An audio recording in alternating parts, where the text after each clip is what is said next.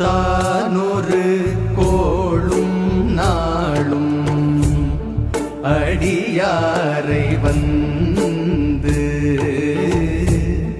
நலியாத வண்ணம் உரை செய் தானொரு கோளும் நாளும் அடியாரை வந்து நலியாத வண்ணம்